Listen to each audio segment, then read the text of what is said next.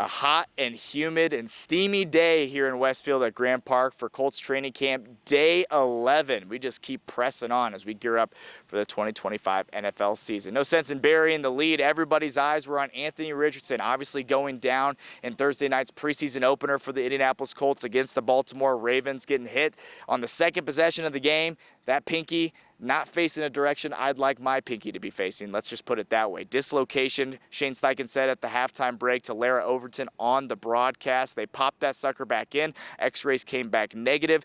Anthony Richardson back at practice on Saturday. He did not return to that first preseason game, you'll obviously remember. Back at practice on Saturday, no limitations for AR. Had tape on that right hand, that right pinky, and that right fourth finger, kind of buddy taped there. He went through every single drill, individual, went through 11-on-11 team periods, 7-on-7 team periods, swapped first team reps with Daniel Jones. It seemed like business as usual. If you didn't see the tape on the right hand, you would have thought nothing happened. So that's obviously a good sign. What we did not need to happen for Anthony Richardson was to miss extended period of time when this evaluation on who's going to be the starting quarterback is very much ongoing. So obviously a good sign that he's back out here. That's just a win of the day right there. As far as his performance, up and down, nothing spectacular. It wasn't his best day by any stretch of the imagination as I fend off these sweat bees here. They were all over the place, Grand Park on Saturday, hot and humid like I said, but wasn't his best day by any stretch of the imagination. Daniel Jones did have some really nice throws throughout the 7-on-7 and 11-on-11 team periods, all of which were centered around the red zone. Every single team period on Saturday, a red zone period. Somewhere the Colts maybe struggled really this whole training camp, but just got to punch it in. Not a ton of touchdowns scored, but I'll tell you who did play well in this Saturday practice was A.D. Mitchell. We've been talking about him for the last, I want to say, 4, 5, 6 days at training camp. Had a couple catches in the preseason game. Getting open, never a problem for him. Consistency's kind of been the way to go when it comes to A.D. Mitchell. So good to see him stack days, had another good practice. I think Jake Arthur said you'll hear him after you hear from Colts players after practice. Had him down for 4 touchdowns between all periods. That's what you want to see when it comes to A.D. Mitchell. Good stuff right there. Tyler Warren flashing as well. Daniel Jones hitting him in the back of an end zone, a leaping grab from Tyler Warren. So he continues to just show what he can do for this Colts offense. So it's kind of a get back in the rhythm type of practice on Saturday for the Colts. It was only an hour long. It was heavy red zone focus, not a ton of reps, not a ton of high intensity, but good work nonetheless. Hopefully we see a lot more on Sunday and Monday as we lead into second joint practice of this training camp for the Colts. The Green Bay Packers come to town next week ahead of the second preseason game against the Packers at Lucas Oil Stadium, I should say. So we got to hear from assistant coaches after practice, a couple Colts players after practice on just the day of work on Saturday. Anthony Richardson being back, among other things. Take a listen. He's helpful because he did play the game, and he helps you. He lifts you up if you make a few mistakes because he knows how it is as a receiver. But he is hard on us because he expects a lot. So they always say if a coach quits barking at you, he's tired. He's done with you. So he's barking at you for a reason, right? Yeah. No, he definitely gonna correct us when we need to be corrected, but he's gonna give you the props when the props need to be there. I wouldn't say he's gonna give up on anybody though. Josh, what have you seen from both Anthony and Daniel just throughout training camp? And then I know Anthony's time was limited on Thursday, but just what have you seen from both quarterbacks? Yeah, both quarterbacks playing at a high level. 2 really good players. I'm excited to see whoever they choose back there. But yeah, I mean, I've seen growth from each. Daniel came here, he didn't know the offense, so he's learned it pretty well, and he's learned it pretty fast. And then Anthony just came in with him, so I've seen as the years go by, he's grown a lot. What's Daniel's personality like? His personality, I mean, he's just cool, easygoing dude. I mean, I don't know how to describe him in one word. He's a dude that you definitely want to kick it with on a Saturday and just hang out with. So yeah, cool dude. Quarterbacks, I mean, he's kind of quiet by nature, I think, because that's what we see. Mm-hmm. But the quarterback's got to be demanding and got to be, set the standard on that. So how does he balance those two aspects? Yeah, I mean, he definitely has both of those aspects. He has the leadership qualities as well. He has the ability to talk to anybody on the team. So I wouldn't say he's quiet, but he definitely doesn't just talk all the time, which is cool. But he definitely has the leadership qualities. Josh, a chance for Anthony to prove his toughness coming back from his injury today. Yeah. I assume he's done that for you guys before, showed he's tough, but no doubts on the offense that number 5 is a tough dude. Yeah, tough break for him on whenever that game was with the finger, but I mean he was out here today, so clearly he's all good, and he gonna be out here when he can. What goes through an offensive player's head when you see your quarterback go down like that and have to come out? Yeah, you get a little nervous because you're like kind of just wondering like, is it a shoulder, is it his head, or you don't know. But I mean, like not glad like some got hurt, but I mean a finger that he can. That everything was clean on his best case scenario. So. You ever had a dislocated finger or anything pointing not the right way? Nah, I'm trying to just keep it that way. Nah, I'm not trying to do that. I apologize you've been asked this already, but what's it like to be around A.D. Mitchell's energy every day? Because it seems like he brings it, and obviously when he makes a play, he lets other people hear about it. Nah, AD's an excellent player. I think AD is phenomenal.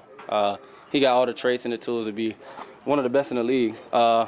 But yeah, he goes out there, he plays with his heart on his sleeve. That's what I'll say. And he's genuinely himself through everything. So I mean, he's a great dude. Second training camp for him. Just what do you think is important for going into the second year off a rookie year when you were in that spot a year ago at that position? Nah, he's your second year is a huge jump, and I mean he's showing it right now.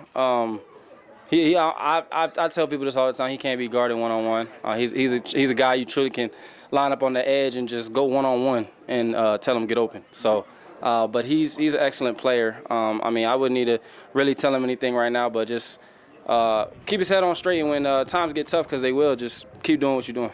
He got out there for 11 on 11 today for the first time. From your perspective, you're kind of playing inside there on the offense near him. What does that do for the defense? Have you noticed? Do you notice any change out there today for that? Yeah, I mean, well, Z's third or second day back competing with the offense. He brings a different level of energy. Z's out there talking. He's also a great player. So I mean, it's going to bring more energy to the defense. They're gonna have Z's out there chatting, so he's going to bring more energy there. And then obviously he was second team All-Pro last year, so he's an excellent player. And I mean, he's going to elevate him. So, sir. What's going on? What'd you get out the other night in terms of like? I mean, it's not an ideal situation, not the group you usually play with, but I mean, what are the takeaways from that? I think there's obviously always first game jitters, so getting that out of the way early was good to do, and it's just fun. I think always getting out there and being able to play is a blessing, and I really enjoy just kind of being able to step on the field. Obviously, there's a lot of things I think we need to clean up as a group. But going forward, I think it's just nice to know that you got that first one under your belt. There's a lot of takeaways, obviously, but we can just learn and grow from it. Where do you feel like you've improved the most, just in the technique and handling this position of this camp compared to rookie year? I think just continuing to better myself in pass pro. Especially the jump from college to the NFL. You face a lot better rushers at this level that really exploit any flaws in your technique. So just kind of refining that. Talk with Q, Danny almost on a daily basis about things that I can keep doing better, and they're both great mentors to me that really show me, here's what they do, here's what I can do to keep helping myself and keep improving. We were talking to Coach Sperano, and he said that the thing that he sees with you is that from an operational and identification standpoint, you're way ahead of where you were last year. Is that just being in the NFL for a year? No, definitely. I think he's a terrific coach on, scheme and what I need to be looking for at the line of scrimmage. And coming from college, it was an insane jump. I mean, he puts a lot on your plate as a center. And obviously having a guy like Ryan before me, he's a guy that could handle all that. So year one, it was a ton of learning. But this next time around, even in OTAs, it's like, wow, this isn't nearly as bad as it was the first time around, and I feel a lot more confident in what I'm doing up there. What are you responsible for? What were you responsible for, like identification-wise, in college and then in the NFL? College was pretty much a base operation. On this play we're going right, on this one we're going left. Occasionally we're flipping something, but most of the time it's just based off what the scheme of things is. Where a lot of our stuff, you got to kind of find the problems and address them yourself. A lot of different IDs and different rules on a lot of different plays, which is really good. I feel like it allows us to be really playing fast out there. But it takes something to kind of time to learn all that, So Danny, you said last week that both the quarterbacks are using a similar cadence on purpose to help the offensive line. Who's adjusting more to who? Is it Daniel more to AR or the other way around? I think Daniel's done a great job coming in because I think all of our quarterbacks before him even had the same cadence. So he comes in, Coach Steichen has a certain one that he likes doing. And he's done a great job picking that up, making sure they sound very similar, the timing is very similar. Because, again, that's a super important part of an offense, especially if you have multiple quarterbacks taking those one-spot reps. You talked about the mental side of things a lot just now, but the key, I would think in theory, you sort of think the game out, but not think as much. Do you feel like you're not thinking as much when you're out there? Absolutely, and I think just being more confident and knowing what you have to do, it allows you to play faster. You know, if you're not sitting up there, okay, I got to do this, I got to look for this. It just allows me, okay, boom, this is the guy, here's what we're doing. I know, like, okay, now I can focus on, okay, what technique, what do I got to focus on in my technique on this certain play or this certain block that I need to find, rather than think about, like, okay, what's my assignment? Who do I have to look for? What am I doing? It makes it a lot easier to play fast. Ted, what's kind of Daniel's presence in the huddle like? Because I don't think people on the outside know a lot about him. He's kind of quiet up here at the microphone. So, like, I don't know, what do you guys see when you're like in the battle, in the heat of battle? For being a quiet guy, he takes command of the huddle, which is it's really important for a quarterback to do. You know, he goes in there, really clear with the call, clear on what we're going on, clear on what he needs us to do.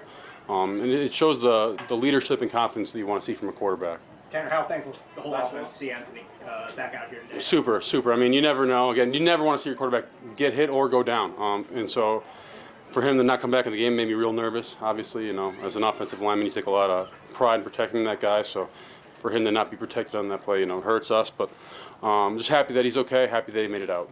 All right, thanks, Nana. Your finger ever bent sideways? Never. I mean, I've had a couple, but I don't have to throw the ball, you know, which is, you know, that's not nearly as important. Thank you, guys. This has really helped me kind of just hone in on what's important, and it's kind of overall slowed my game down. So it's been good for me.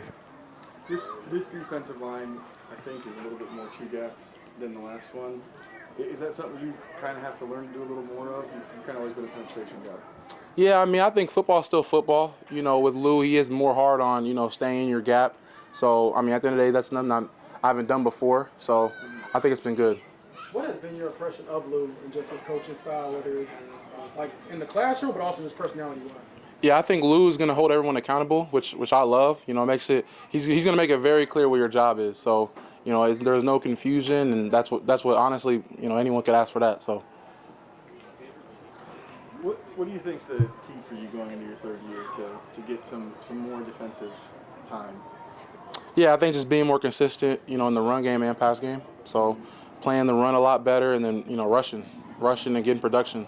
What have you had to learn about the run game just to get better at that part of the game? Yeah, just different techniques, you know, how I play double teams, how I play regular out blocks. You know, Charlie's worked with me, you know, helping me with that, and it's some of the new techniques I've tried have been good, so I'm gonna keep working at that. So Charlie's been really helpful for me. What area do you feel like you've grown a lot even before this camp or coming into this camp?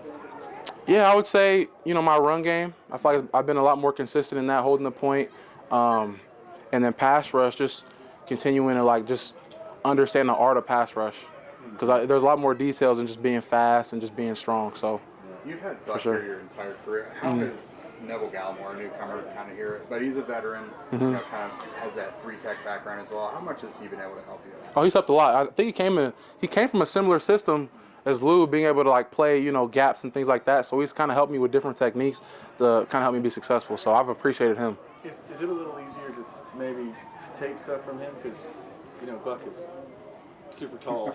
He's got a different set of leverage issues than Right. Yeah. I mean, everyone's different. You know, I learn from everybody. Everyone has a different approach. So having his perspective is different, and it's helpful.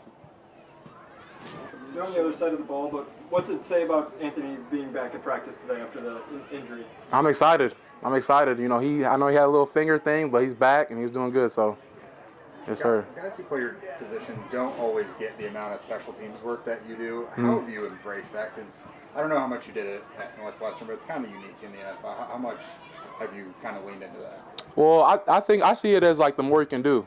You know, I feel like I bring value playing defense and special teams, so I think it just overall helps the team. Do you think they'll ever give you a gunner rep? We'll see. I don't know. I got to talk to Mace about that one. We'll see. I want to see it. Hey, you said the more you can do. Right. That would be more. Right. Appreciate it. Thank you, guys. Appreciate it. Leadership is the ability to tell hard truths, and I think sometimes that gets lost today, where, you know, people maybe don't want as much confrontation or as much brutal honesty. But if you want to be a genuine leader and you're loyal to the guys that you play with, some of that is hard truths, and it's also holding yourself to the highest standard, and he does that. Room. I thought we left a little bit left on the bone, you know. Had a couple drops, had a couple of explosive opportunities we didn't take advantage of, but it's first preseason game for a lot of those young guys, you know, bright lights. So this is when you're able to tell who's ready and who needs a little bit more work. How would you assess A.D. Mitchell so far throughout training camp in the preseason? Arrow was pointing up, right? I think it's hitting right on time. We just got to make sure we just stay consistent and do everything that's everything that we're supposed to do, and just try not to freestyle as much. You know that. Reggie, when you did your off-season critique of your room, good grade? I mean, you say you always leave things out there, but overall, was it a good year for you guys, considering everything? Last year? Yeah. Hell no. No, it was a lot of left-out plays out there, just where it was missed opportunities, whether it was drop balls, whatever, right? It's always an opportunity for guys to get more, right? I mean, we had 3 guys over 800, but why couldn't it have been 3 guys worth 1,000? You know what I mean? So you know about that? Yeah, I do, and I know it's a damn good feeling, you know. But yeah, it's you know, at the end of last year, I just felt like we needed to improve, we needed to get better, and that's what we're here for now. Just continue to get better, make sure our arrow continues to go up and not down. And I think right now we're not where we want to be, but I think that we're getting there. Do you get more out of constructive criticism with your guys as opposed to pats on the back? I tell them the truth. I tell them the truth. And they'll tell you, when they do well, I praise them. When they don't do well, I'm on their ass. So, I mean, that's the way it goes. I'm not about to sugarcoat anything, you know. And I think they appreciate that, you know. But no, I mean, when they go out there and they perform well, I'm their biggest cheerleader, you know. And when they do bad, I'm their biggest hater.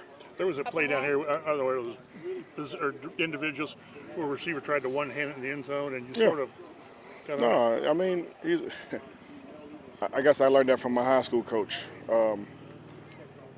In high school, I caught a pass on one hand, and he told me, don't do it again until I make it to the league. So I'm in the league, I got to the league, and then I felt like it was safe for me to catch one-handers, right? And it's his rookie year, he's trying to catch it with one hand when he's in a situation where he's trying to make the team. Like, ain't no style points. And then if you're going to do it, you got to catch it, right? You didn't even catch it. So you might as well put both paws out there so you can bring it in and bring it back to the ref. With AD, how much is the role of like confidence and to get the ball rolling, like comfort and confidence? Is that a big role in how he looks these last couple weeks? I'm gonna tell you, AD definitely doesn't lack confidence. That is the least of his worries. It's just about him getting more comfortable, right? I mean, it's just, you know, last year was his rookie year, so you saw rookie moments. This year, you know, it's his second year. He understands the schedule, what's expected, you know, more of the offense, quarterback reads, all those things. So you're gonna get better and better as the year go on, and you get comfortable, and sky's the limit for it. He catches 3 or 4 touchdowns in this, and he's spinning the ball. He's having fun. Right, that's what I tell him. You want to see? That's what I tell him all the time. I say, hey, this should not feel like work. It should feel like fun. Whenever it feels like work, then you need to turn in your papers. You talk about telling the truth within your own room. Talking to both Daniel and Anthony, they have said that Pitt is that guy who they look to for feedback on what they need to be doing better, how they can each develop. How valuable is Pittman's role in helping both of these quarterbacks be in a position to succeed in the voice that he has within this offense? I mean, Pitt is he's the money man, right? So whether he wants to be a leader or not, he's got to be that by default. So he's got to rise to that occasion. He's got to be there for not just the quarterbacks, the rest of the receivers, the rest of the offense. I mean, he's the guy, or one of the guys on the offense that has a voice, right? So, you know, he has to make sure that he's doing everything the right way because everybody's watching, right? So, yeah, I mean, that's an honor that's given to you. It ain't something that you just take on your own.